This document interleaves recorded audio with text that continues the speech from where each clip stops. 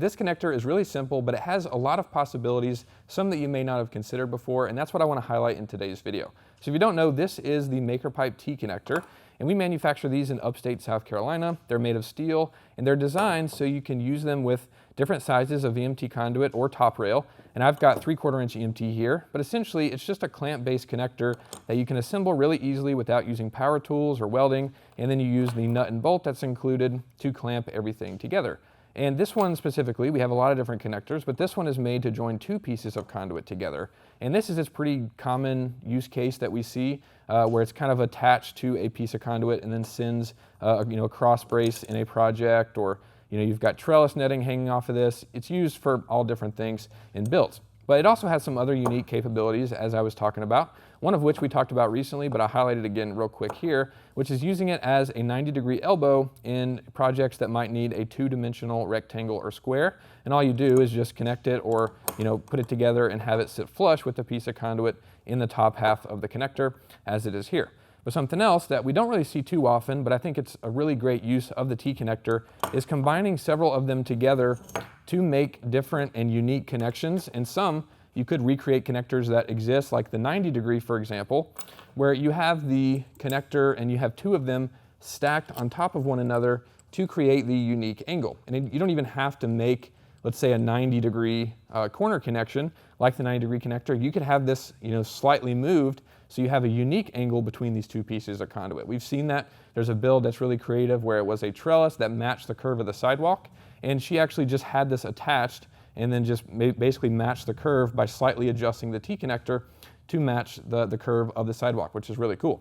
But of course, you could make rigid angles like the 90-degree, and this works really well in projects that you're kind of constrained if you need to make a perfect box, or you have some unique, like a slope on your hill or something next to your house that your garden is on. You might need to adjust this and make the corner be square, but you have just some unique angles that you have to create. So this works really well, and then you can stack two of them together and you can make that connection that you're after, like the 90-degree corner here. Now obviously, one of the downsides of this is the fact that these two pieces of conduit are going to be offset from each other. You want to keep that in mind whenever you're using this in your builds. It could also be something that is meant to happen in your build, where if you have a shelf sitting on top of here, you want that piece of wood to sit flush with this other piece of conduit. That's a cool way that you could do it. But that is one downside to keep in mind. But you can do this essentially to create all kinds of different connectors. Let's say you wanted to add another one and do a four-way connection here. You've got the conduit vertical and then these three other pieces of conduit going all different directions, and you can use this really creatively to achieve different angles and just different possibilities in your projects. But something else I want to mention is you might not realize or think about the fact that you could do this not only on vertical pieces of conduit, but also horizontal pieces, as we see here. And you could use this, I think, most commonly we'll see it with people that want to do roof peaks at unique angles. So you have one kind of ridge pole going down the middle of the roof, and the T-connector can just grab onto that. Then you can adjust this to be whatever angle you need it to. And of course that extends down and goes to the other side of your build. And then of course you could just use another T-connector next to that one to achieve that unique angle.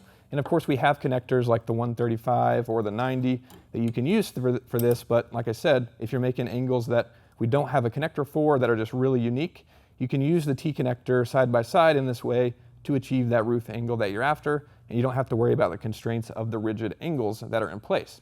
Now something else you want to keep in mind with this is the fact that it has to be creating angles in the same plane. So obviously this is kind of rotating, and it's the opposite plane of the top pipe that it's connected to. So if you do need something like that, you could use the MakerPipe 45-degree connector, which is going to have the piece of conduit in the same plane as the top piece that it's connected to. You could also use the adjustable angle connector if you need some really adjustable parts of your build. We've also seen people use this technique really creatively, where they make that corner connection and that cube structure that they're after, but this T-connector can be adjusted, obviously, because you just undo the 5mm hex wrench and lower this. And so we've seen people have it start lower on their frame so that they can attach trellis netting for like a tomato plant, for example. And then, as their plants grow, they can raise this back up and then secure it in place, and then still have that trellis support for their plants underneath. And there's just a lot of creative ways that you can use the T-connector, and that's something to highlight about this is the fact that we make the 90-degree connector, the 135, the 180, they all serve a really unique purpose well, but the T-connector is so versatile because you can use it in all these creative different ways. We've seen builders pick up just all T-connectors. They don't want to get any of the other connectors and learn how to use them. They just want to get the T and then use it for everything in their build, and that's always awesome to see. So hopefully you guys found some new ways and new ideas for using the T-connector in your projects. If you enjoyed this video, leave a like and consider subscribing. Thanks so much for watching. I'll see you in the next one.